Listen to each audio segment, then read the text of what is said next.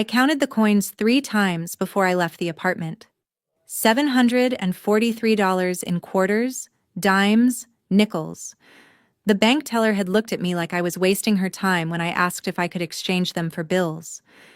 She said the machine was broken. She said I'd have to come back tomorrow. Tomorrow my rent was late.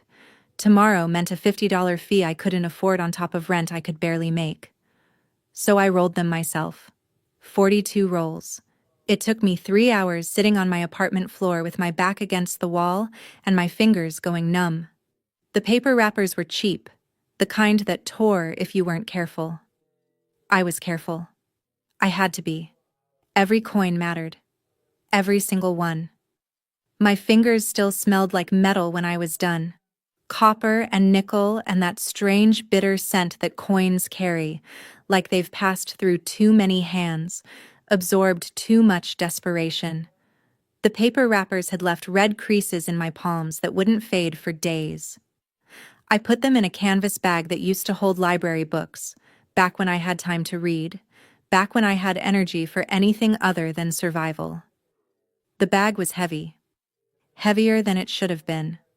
Like it carried more than just money. Like it carried proof of every failed choice that had led me here. I walked 4 blocks to the property management office because the bus would have cost me $2 I needed to keep. It was November, and the wind cut through my coat, the one with the missing button that I kept meaning to replace, but never did because who had time? Who had energy? Who had anything left over after just getting through each day? My feet hurt. I worked overnight shifts at a diner and I'd just gotten off an hour ago and my feet always hurt. I'd learned to ignore it. I'd learned to ignore a lot of things. The property management office was in a strip mall between a nail salon and a tax preparation place that was only open during tax season. The office itself was small, just a waiting area with plastic chairs and a counter with bulletproof glass that had been installed after someone threw a brick through the window 2 years ago. I knew this because Mrs. Chen, who lived in the apartment below mine, had told me. Mrs. Chen knew everything. She'd lived in our building for 20 years and she remembered when the neighborhood was different, before the factory closed, before people started leaving, before rent got so high that people like me were paying $743 for a studio with a radiator that only worked half the time. The woman behind the counter was new.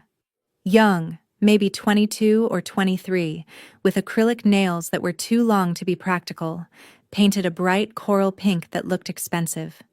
She had perfect makeup, foundation that matched her skin exactly, eyeliner that made her eyes look bigger, lips glossed to a shine.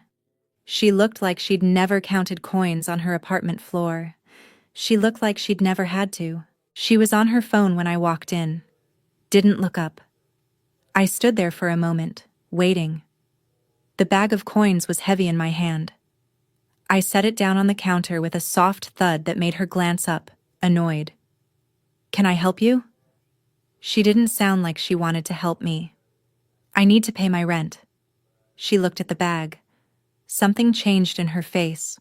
A flicker of recognition maybe, or judgment. Probably judgment. "Apartment number? 312. She typed it into her computer. Clicked a few times. $743. Yes. I lifted the bag. It's all here. She looked at the bag again, then at me, then back at the bag. What's in there? Money. What kind of money? Coins. Rolled coins. $743 exactly. I counted it 3 times. Her expression shifted. Not quite a smile, more like satisfaction. Like she'd been waiting for something interesting to happen and I'd just provided it. "We don't accept change." I felt something cold settle in my stomach. "It's not change, it's rolled coins. Legal tender. It's going to take forever to count." I already counted it, 3 times. It's $743. I still have to verify it. Then verify it. She leaned back in her chair, crossed her arms. "I don't have time for this today. You'll have to go to the bank and get bills." The bank said their machine is broken. They said I have to come back tomorrow. That's not my problem. Behind me, I heard the door open. Someone else coming in. The line was forming. I could feel eyes on my back. The lease says I can pay in legal tender. Coins are legal tender. Ma'am, you're holding up the line. I'm trying to pay my rent. With change. She said it loud enough for everyone to hear. Loud enough to make sure they all knew that I was the problem. That I was the one causing the delay.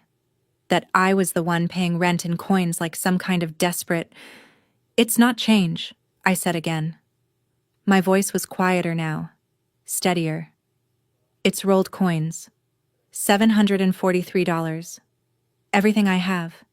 She shrugged. Just shrugged. Like my desperation was boring to her. Like my struggle was an inconvenience. I'm sorry, but you'll have to go to the bank and get bills. We can't process this. The lease says, Ma'am, there's a line. Behind me, someone sighed. Loud, exaggerated. A man's voice, frustrated.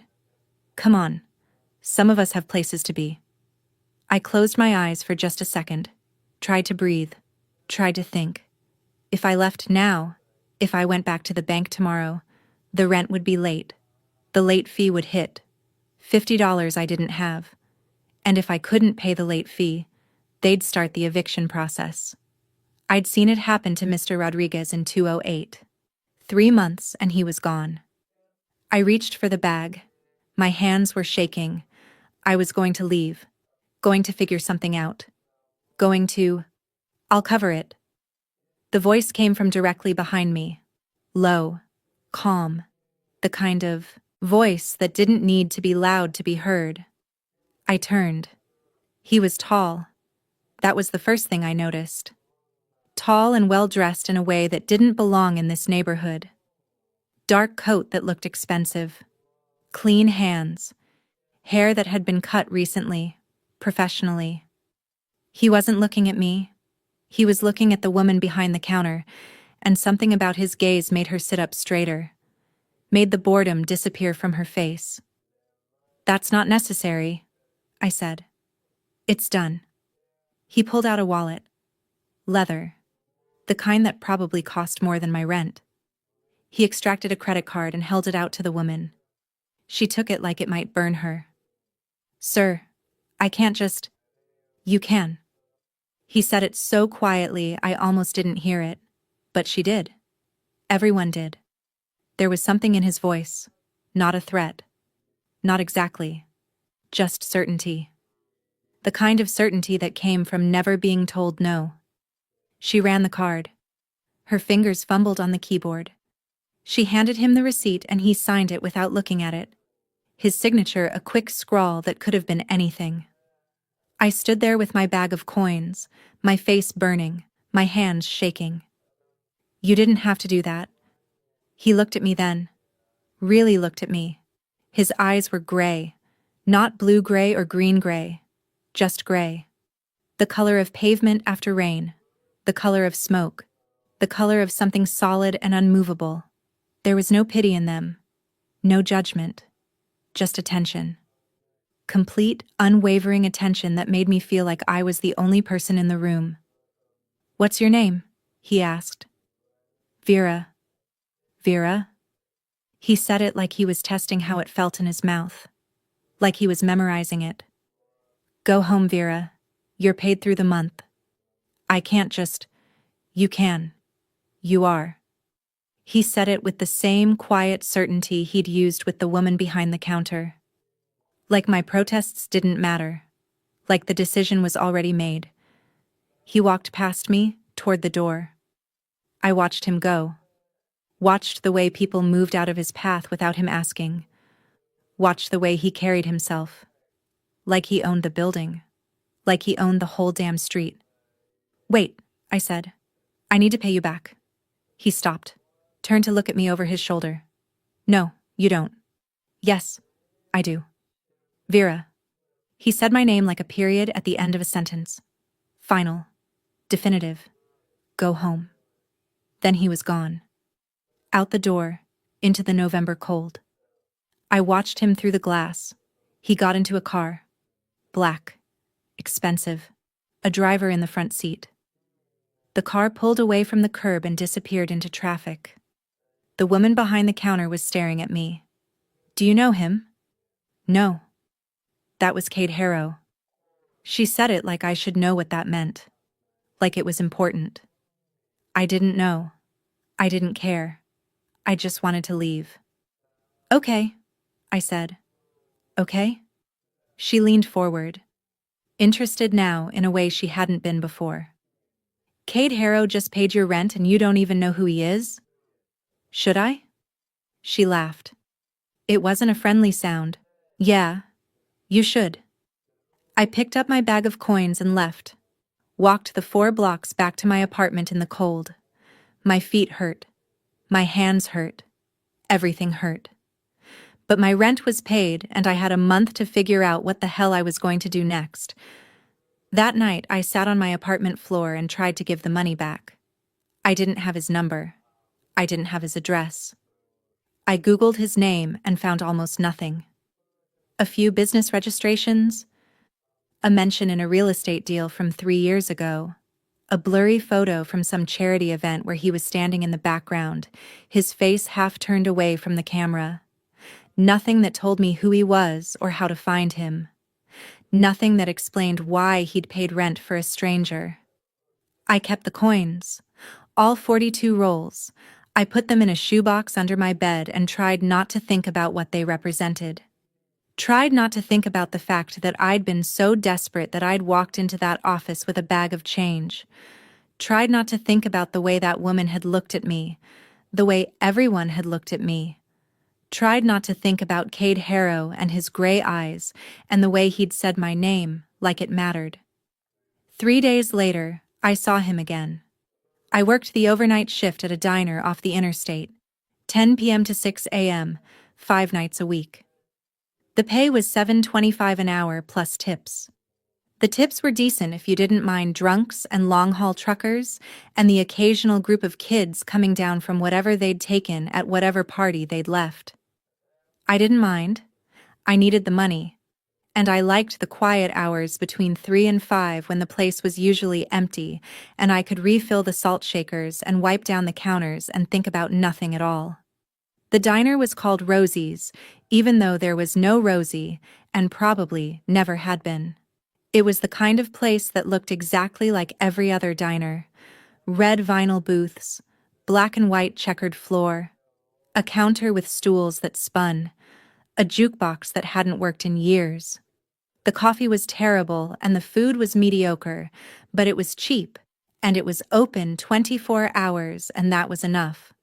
My manager was a man named Dennis who was 53 and had been working at Rosie's for 20 years.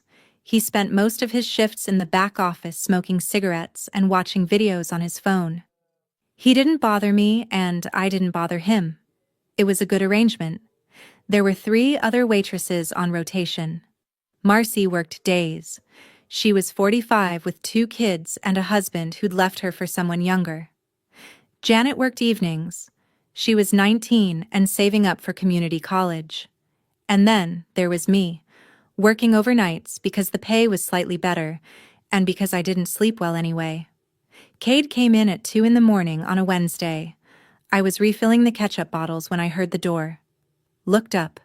Saw him standing there, looking around the empty diner like he was deciding where to sit. He chose a corner booth, sat down, picked up the menu without opening it. I recognized him immediately. Thought about pretending I didn't. Thought about sending Janet over to take his order even though Janet had left an hour ago. Thought about hiding in the kitchen until he left. I didn't do any of those things. I grabbed a coffee pot and walked over to his booth. Set down a cup. Filled it without asking if he wanted any.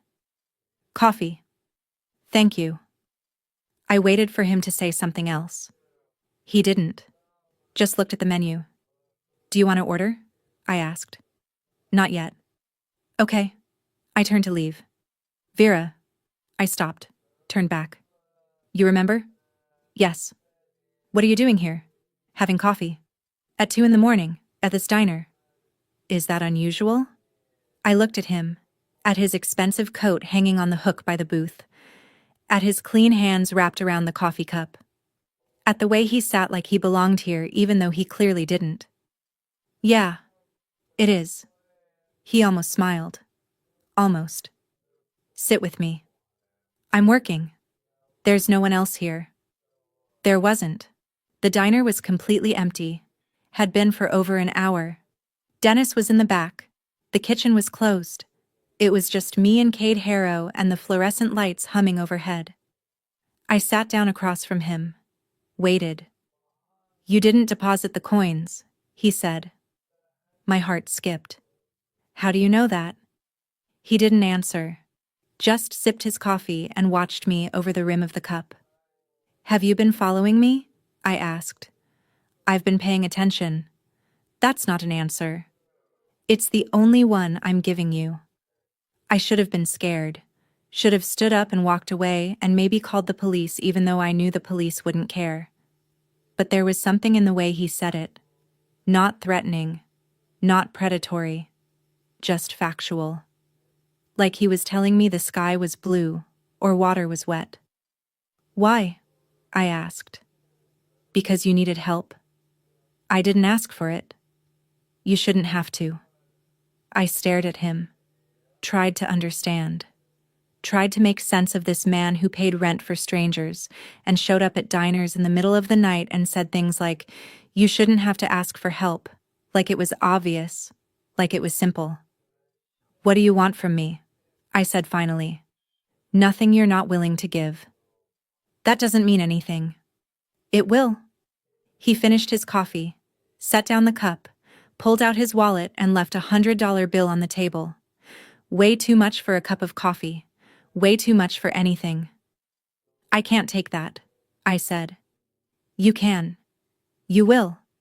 He stood up, put on his coat. Good night, Vera. He walked out. I watched him through the window. Watched him get into the same black car with the same driver. Watched the car pull away. I picked up the $100 bill and put it in my pocket and tried not to think about what it meant. He came back the next night, and the night after that, and the night after that. Always between 2 and 3 in the morning. Always the same booth. Always coffee, black, nothing else. He never stayed long. 20 minutes. 30 at most. Sometimes we talked. Sometimes we didn't. He'd ask me questions. Small things. Where I was from. How long I'd been in the city. What I'd done before this. I told him. I don't know why. Maybe because it was easier than not telling him. Maybe because there was something about the way he listened. Like my answers actually mattered. Like I actually mattered. I was from a small town in Pennsylvania. Population 3,000. The kind of place where everyone knew everyone and nothing ever changed. My mother had worked at the grocery store. My father had worked at the hardware store. They'd had me late after they'd given up on having kids. I was a surprise. Not necessarily a welcome one. I'd left when I was 18, saved up money from working at the diner in town, bought a bus ticket, came to the city with $500 and no plan. That was 7 years ago. I'd been surviving ever since. I'd worked at a coffee shop, a retail store, a call center, the diner. Always minimum wage. Always barely enough. I'd had roommates until they'd moved out and I couldn't afford anyone new. I'd had a boyfriend until he'd started hitting me and I'd left. I'd had dreams until reality had worn them down to nothing. Now I just had this. The overnight shift at Rosie's and an apartment with a broken radiator and $743 in rolled coins under my bed. Cade listened to all of it. Didn't interrupt. Didn't offer sympathy. Just listened. And when I was done, he said, "You're stronger than you think." I'm not strong, I'm just stubborn. Same thing. No, it's not. Strong people fight back. I just endure. Endurance is its own kind of strength. I didn't know what to say to that. Didn't know how to respond to this man who saw something in me that I didn't see in myself.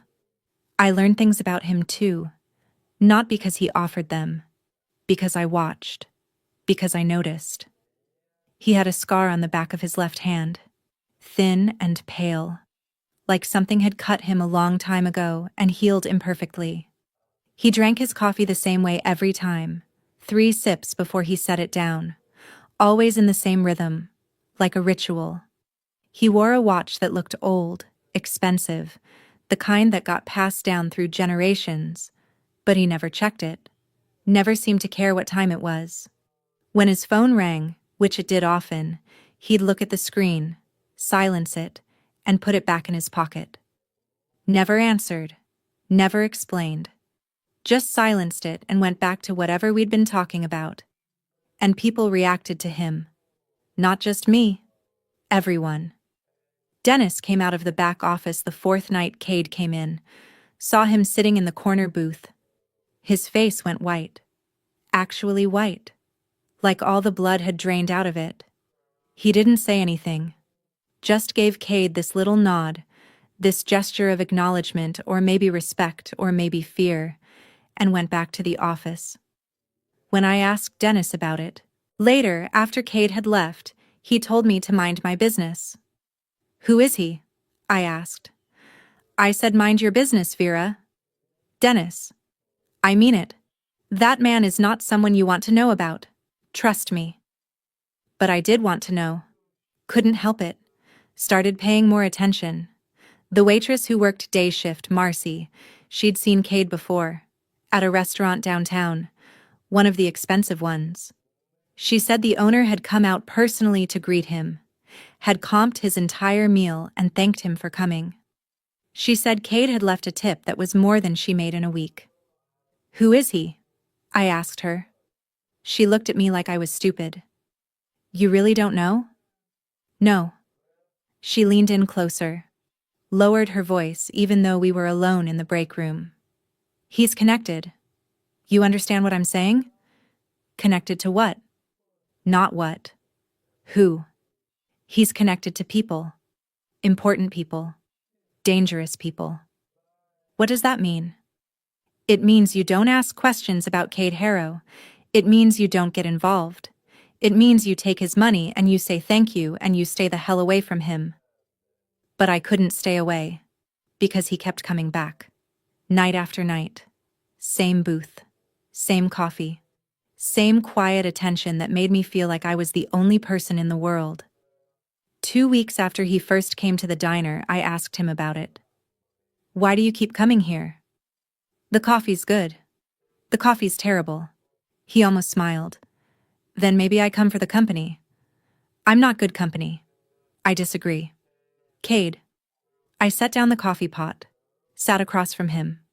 What is this? What do you want? He was quiet for a long moment. Then he said, I told you. Nothing you're not willing to give. But you want something. Yes. What? You. He said it simply, directly, like it was obvious. I want you, Vera. My breath caught. You don't even know me. I know enough. You know what I told you. That's not the same thing as knowing me. Then let me know you. Let me... He stopped. Started again. I saw you in that office, with your bag of coins and your pride. The way you stood there even though that woman was humiliating you. The way you didn't beg. Didn't cry. Just asked for what you'd earned. And I knew. Knew what? That you were different. That you were... He stopped again. Looked at me with those gray eyes. That you were mine. I should have laughed. Should have told him he was crazy. Should have walked away. But I couldn't. Because there was something in the way he said it. Not possessive in a creepy way. Not controlling. Just certain. Like he was stating a fact that had always been true and was just now saying it out loud. I'm not yours, I said. But my voice was weak. Not yet, he said. But you will be. He left his usual $100 bill on the table and walked out. I watched him go and tried to convince myself that I didn't want what he was offering. I failed. The next night, he didn't come. Or the night after that. Or the night after that. I told myself I wasn't disappointed. Told myself it was better this way. That whatever Cade Harrow was offering, I didn't need it. Didn't want it. I told myself a lot of lies. On the fourth night, I was walking home from my shift. 6:30 in the morning. The sun just starting to come up, painting the sky in shades of pink and orange that were almost beautiful if you ignored everything else. The cold. The smell of garbage. The broken glass on the sidewalk. I took my usual route.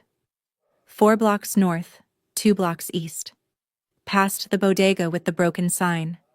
Past the apartment building with the murals painted by some artist who'd moved away years ago. Past the playground with the rusty swings. I didn't see the man until he stepped out in front of me. Tall, broad, face that looked like it had been broken more than once. Nose crooked, scar through his eyebrow. He was wearing a jacket that was too thin for the weather, and his hands were in his pockets, and he was smiling. Not a nice smile. "Vera?" he said. I stopped. My whole body went cold. "Do I know you?" "No. But I know you." His smile widened. "You're the girl who's been spending time with Harrow." My stomach dropped. "I don't know what you're talking about. Don't lie to me, it's insulting." He took a step closer.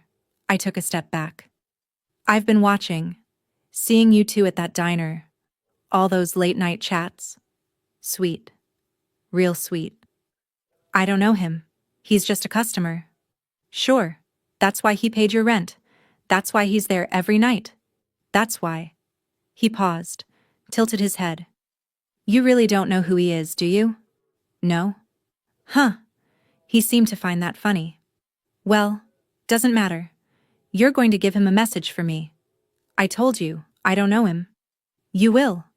When you see him, you tell him Fallon says hello. You tell him we're even now. You understand?" "I'm not telling him anything." His expression changed. The smile disappeared. "You'll tell him? Because if you don't, I'll come back. And next time, I won't be so polite." A car pulled up to the curb. Black, sleek, expensive. The back door opened and Cade stepped out. He looked at me first.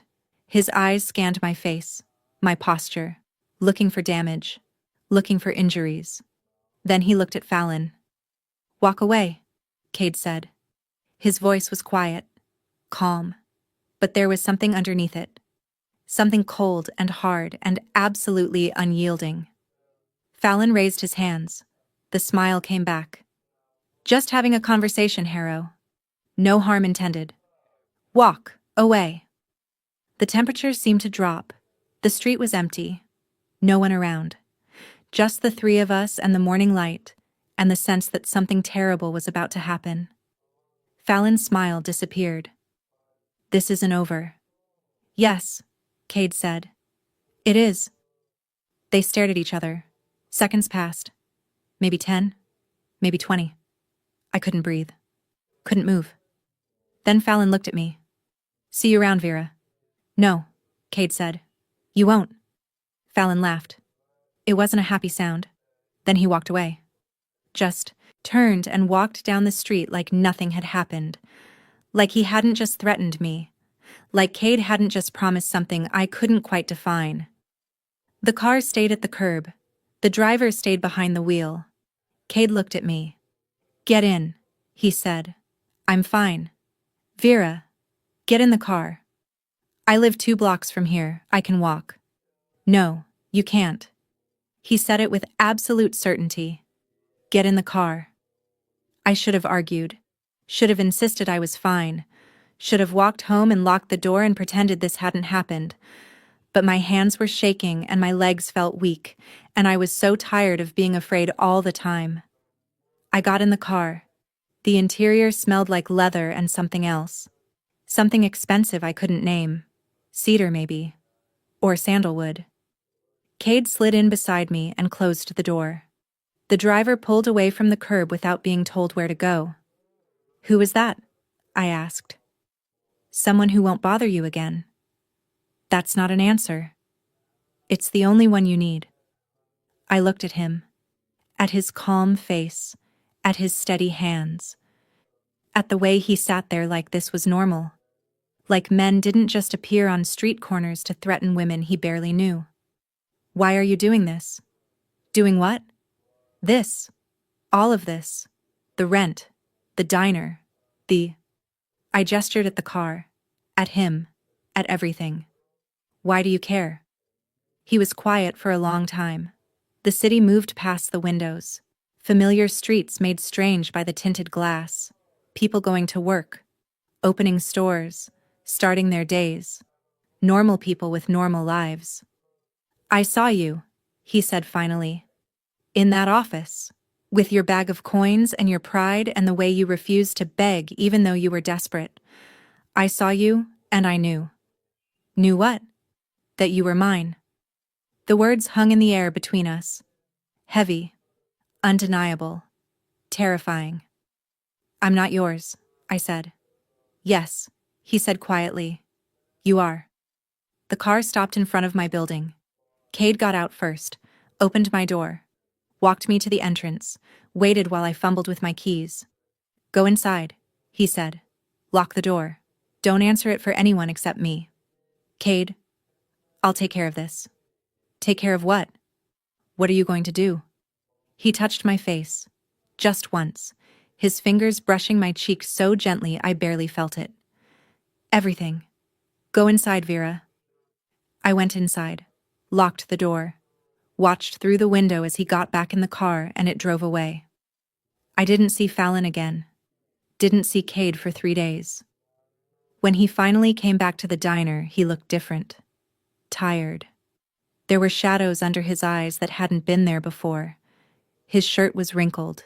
His hair was messy. When he sat down in his usual booth, he didn't order coffee. Didn't say anything. Just sat there. I brought him coffee anyway. Set it down in front of him. Slid into the seat across from him without asking. "What happened?" I said. "It's handled." "What does that mean?" "It means you're safe." "Cade." I leaned forward, kept my voice low even, though the diner was empty. "What did you do?" He looked at me then. Really looked at me, and I saw something in his eyes I hadn't seen before. Something dark and tired and maybe a little bit broken.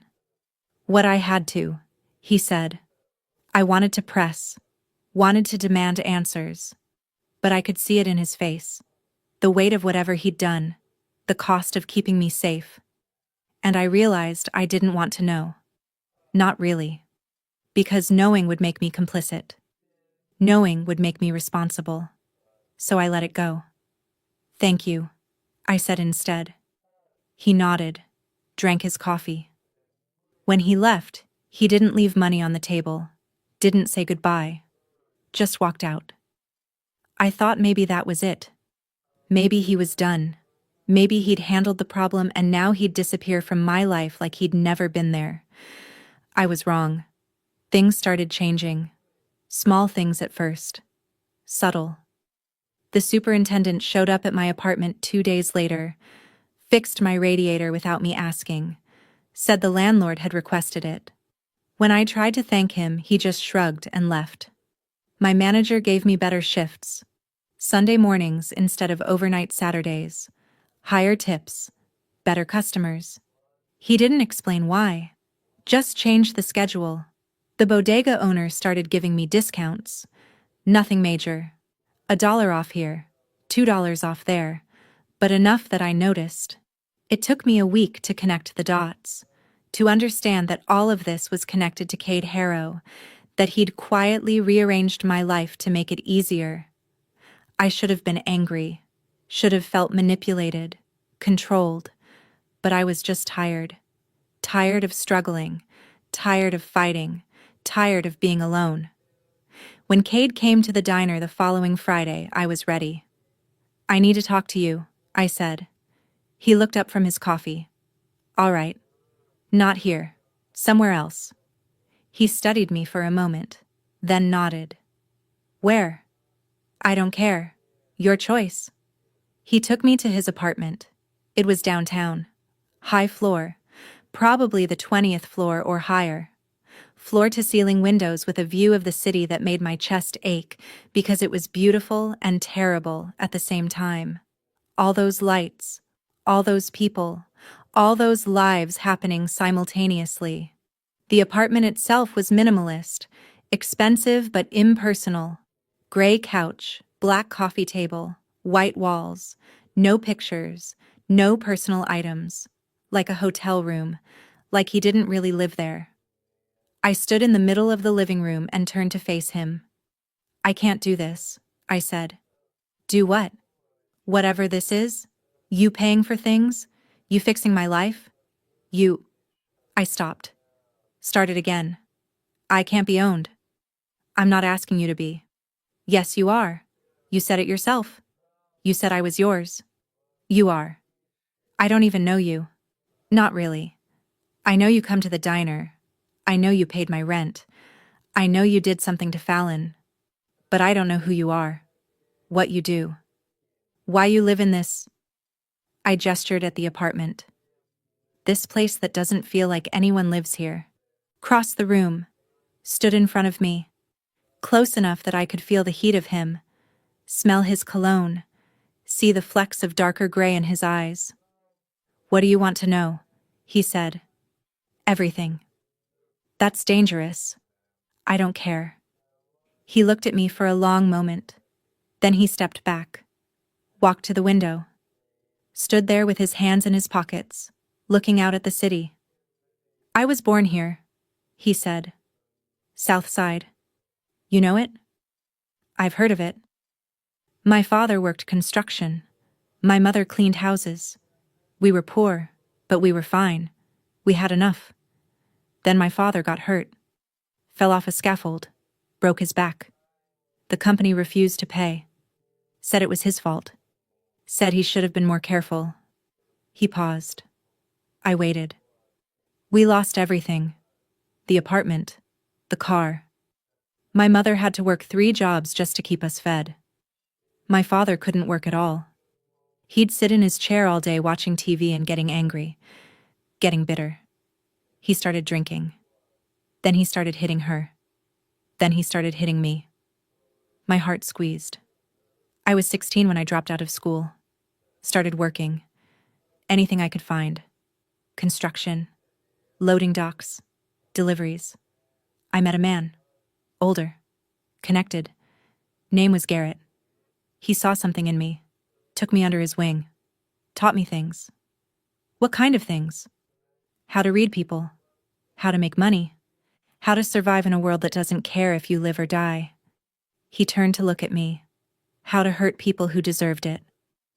My breath caught. I was good at it, Cade continued. Better than good. I moved up fast. Made the right friends. Made the right enemies. Learned how things really work. The systems underneath the systems. The money underneath the money. By the time I was 25, I owned half the South Side. By 30, I owned most of the city. Owned, I said. What does that mean? It means I run things. Quietly. Behind the scenes. It means people pay me for protection, for permission, for the privilege of doing business in my territory. It means I'm the reason this city works the way it does, the reason garbage gets picked up, and streets get plowed and problems disappear. You're a criminal. Yes. The word was simple, honest, final. I should leave, I said. You should. I should be terrified of you. Probably. I should want nothing to do with you. Most people do. But you're not most people. I stared at him, at this man who'd just admitted to being a criminal, who ran half the city from the shadows, who'd paid my rent and scared away Fallon and rearranged my life without asking permission. If I stay, I said slowly, if I do this, what does that mean? It means you're mine, completely. It means I protect you from everything and everyone, including myself when necessary. It means your problems become my problems. Your enemies become my enemies. It means I will do terrible things to keep you safe, and I will never apologize for it. And what do I have to do? Be mine. That's all. Just be mine. It should have been an easy answer. Should have been obvious. Run. Get out. Don't look back. But I was tired. So tired. Tired of counting coins. Tired of working overnight shifts. Tired of being invisible. Tired of being afraid. And Cade Harrow was offering me something I'd never had before. Security. Protection. Someone who saw me. Really saw me. And wanted me anyway. Okay, I said. Something changed in his face. The tension disappeared. His shoulders relaxed. He crossed to me in 2 strides and pulled me against him, his arms wrapping around me, holding me like I was something precious. You're mine now, he said into my hair. I know. He pulled back, looked down at me, and then he kissed me. It wasn't gentle, wasn't tentative. It was possession, pure and simple.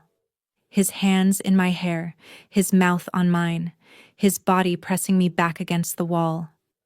I should have been scared, should have pushed him away. I kissed him back. When he finally pulled away, we were both breathing hard.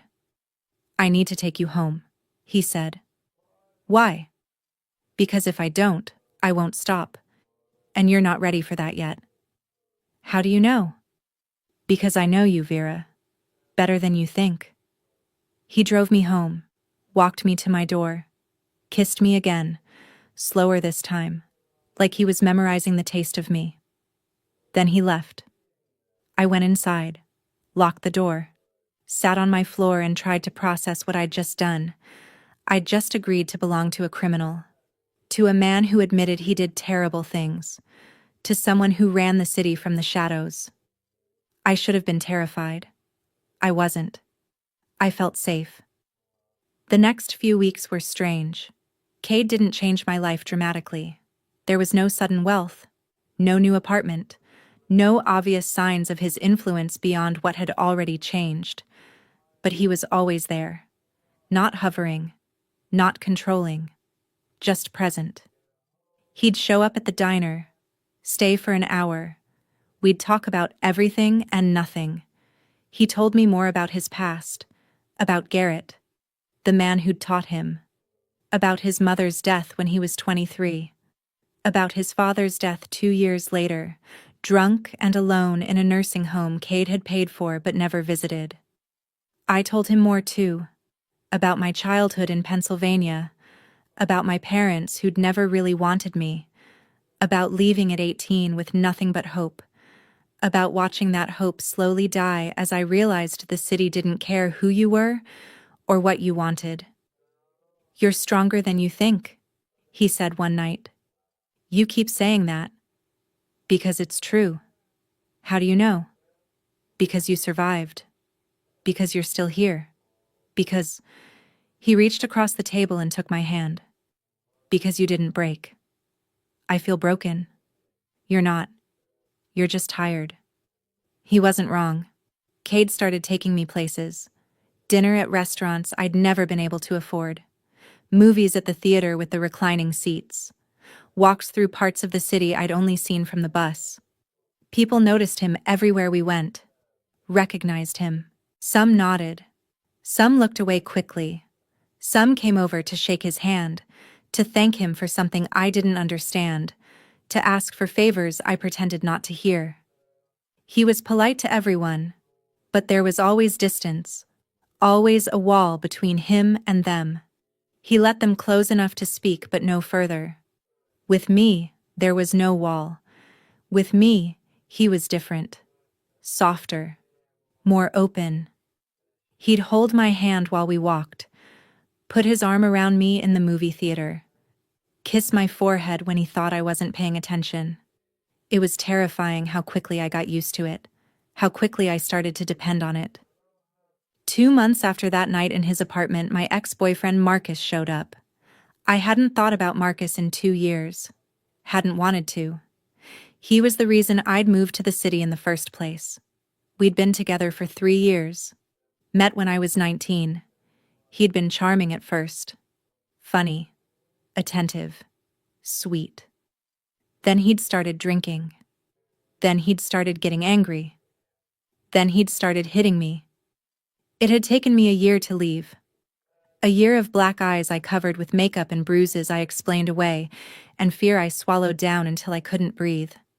I'd packed a bag while he was at work, got on a bus, changed my number, deleted my social media, disappeared. I thought I was safe. I was wrong. He was waiting outside my building when I came home from the diner. 7 in the morning. I was tired, thinking about sleep, thinking about the fact that Cade was picking me up later for dinner. I didn't see Marcus until it was too late. "Vera," he said. I froze, every muscle in my body locked. My heart started racing, my hands started shaking. "No," I said, "just want to talk." "No." I started walking faster toward my building. He followed. "Come on, baby, I came all this way." "Don't call me that. I've changed, I swear. I'm sober now. 6 months clean. I just want to apologize, make things right." I reached my building, fumbled for my keys. My hands were shaking so bad I could barely hold them. He grabbed my arm. "Let go," I said. "Just listen. Let go of me." His grip tightened. "You don't get to just walk away from me. You don't get to disappear and act like what we had didn't matter." "It didn't matter, you hit me. I was sick, I'm better now. I don't care, let go." "Vera." A car door opened. I heard it before I saw it. Black car. Expensive. Familiar. Cade stepped out. Marcus let go of me immediately. Took 2 steps back. Cade didn't say anything. Didn't need to. He just looked at Marcus. And Marcus, who'd spent 3 years making me feel small and scared and worthless, shrank. "Who the fuck are you?" Marcus said. But his voice was weak. Uncertain. Cade walked past him. Put his hand on my back. Gentle. Protective. Guided me toward his car. "Hey," Marcus said. "Hey, I'm talking to you." Cade stopped. Turned. One look. That was all it took. Marcus stopped talking. Stopped moving. Just stood there. Cade helped me into the car. Got in beside me. The driver pulled away. I watched Marcus in the side mirror. Getting smaller. Smaller. Until he disappeared. "How did you know?" I asked. "I'm always watching." "That should bother me." "Does it?" I thought about it. About the way I'd felt when Marcus grabbed me. The terror. The helplessness. The way my body had remembered even though my mind had tried to forget. About the way Cade had appeared. Like he'd been waiting. Like he'd known. "No," I said. "It doesn't." Cade took my hand, held it in both of his. His hands were warm, solid, real. "He won't bother you again," he said. "You can't know that." "Yes, I can." And I believed him. 3 days later, I got a call from a number I didn't recognize. A woman's voice. Professional. Polite. "Ms. Vera, this is Rachel Voss. I'm calling on behalf of Mr. Harrow." "Okay." "I wanted to inform you that Marcus Denton has left the city. He won't be returning. If you need anything at all, you can call me at this number." She gave me the number. I wrote it down on the back of an old receipt. "What happened to him?" I asked. "He relocated. For work. It was encouraged." "I see. Is there anything else you need?" "No. Thank you." I hung up. Stared at the number for a long time. Then I saved it in my phone under Rachel Cade. That night, Cade took me to his apartment. We sat on his couch, and he held me while I cried. Not because I missed Marcus. Because I was relieved. Because I was grateful. because I was terrified of how much I'd come to depend on this man who solved my problems with methods I couldn't think about too closely. "I'm a terrible person," I said into his chest. "Why?" "Because I'm glad. Whatever you did to him, wherever he is, I'm glad." "That doesn't make you terrible. It makes you human. I should feel guilty. Do you?" I thought about it. Really thought about it. Tried to find the guilt, the shame, the moral outrage. There was nothing. "No," I said. "Then don't." He kissed the top of my head, held me tighter, and I let myself sink into him, into the safety, into the certainty. I was his now, completely. And I was starting to understand what that meant. Winter came. The city turned gray and cold and unforgiving. I kept working at the diner, but Cade started insisting I take more time off. "You don't need to work yourself to death," he said. "I need the money." "No, you don't. Cade, Vera, you don't need the money. You have me."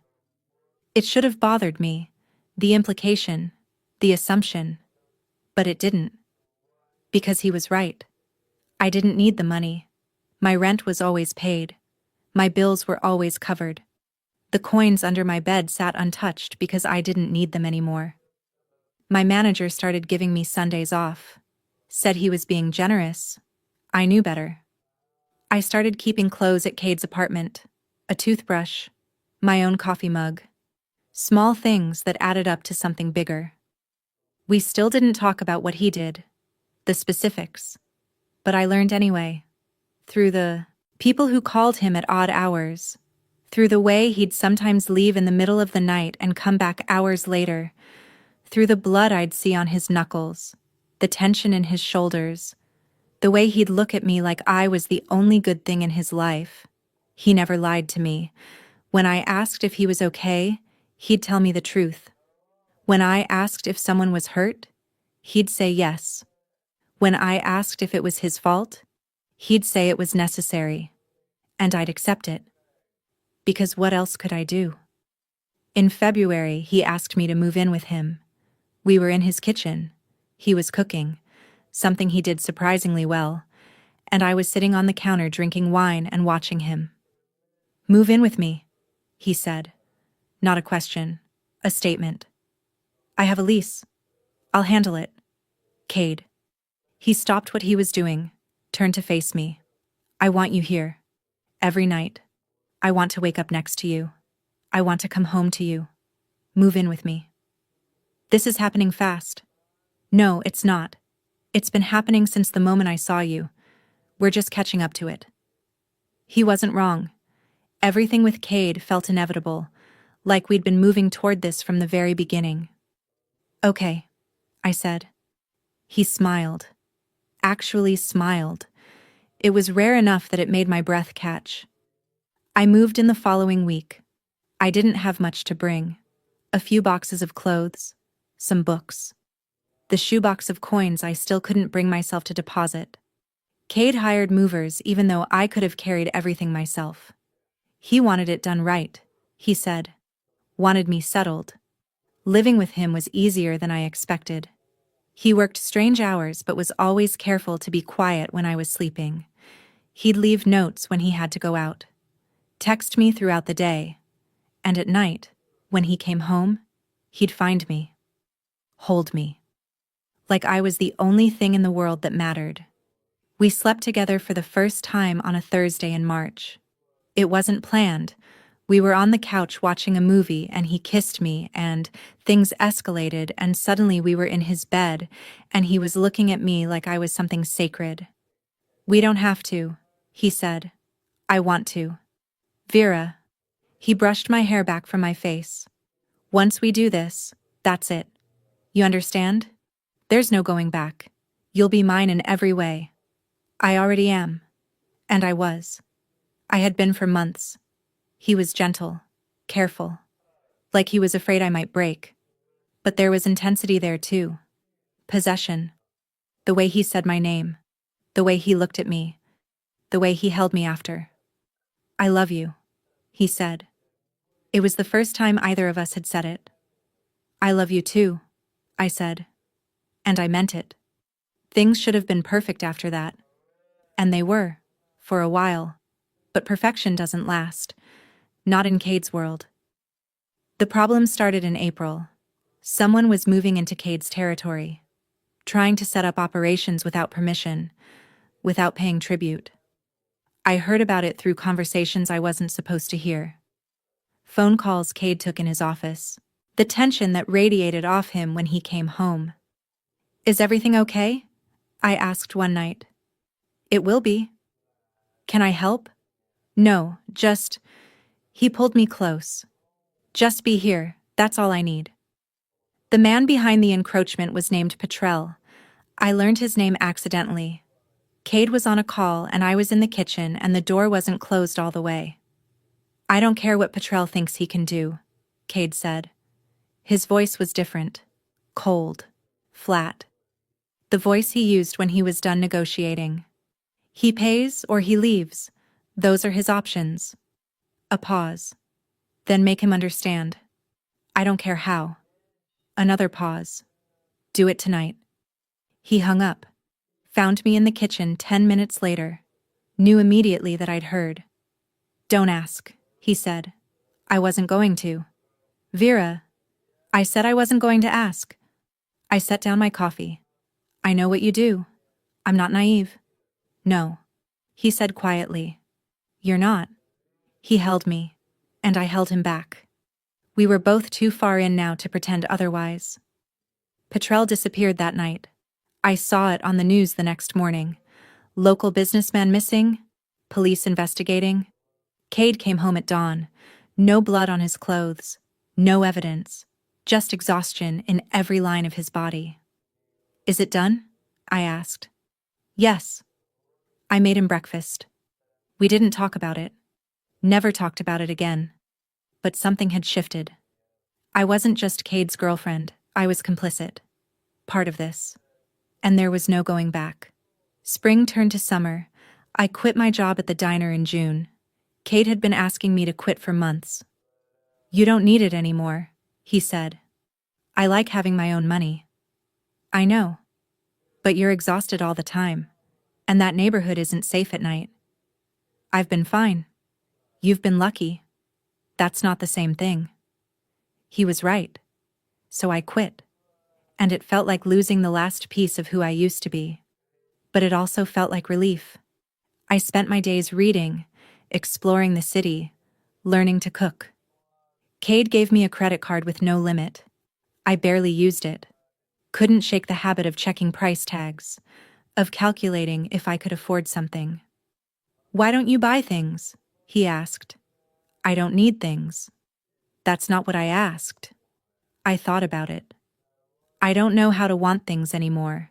I spent so long surviving that I forgot how to live. He looked sad. Then learn, please. For me. So I tried. Bought books. Clothes that fit. Went to museums and restaurants. And slowly I remembered what it felt like to be more than just surviving. But summer didn't stay peaceful. August brought everything crashing down. The phone rang at 3 a.m.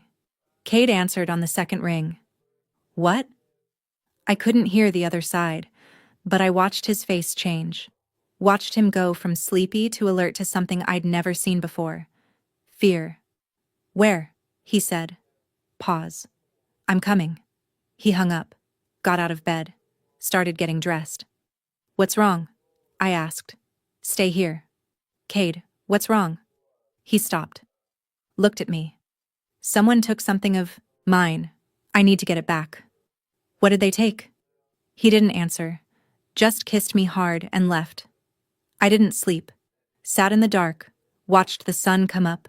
Watched my phone stay silent. He came back at noon. Blood on his shirt. Not much, but enough.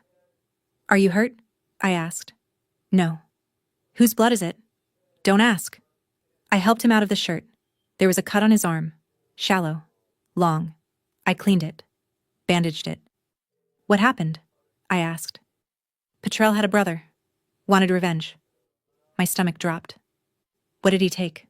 Doesn't matter, I got it back. Cade. He's dead, Vera, the brother. It's over. Did you? Yes, I did. He said it so simply, like it was nothing. You killed him, I said. Yes. Because of me.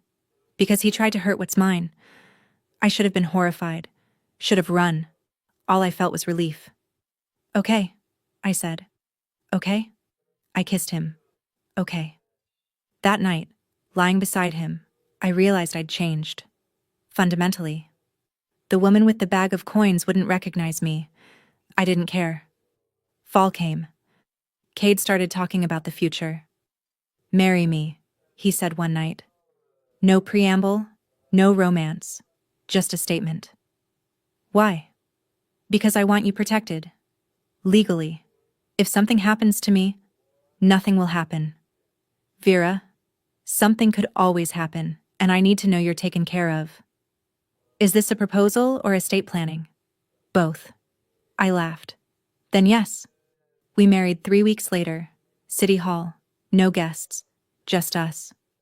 You're mine now, he said, sliding the ring on my finger.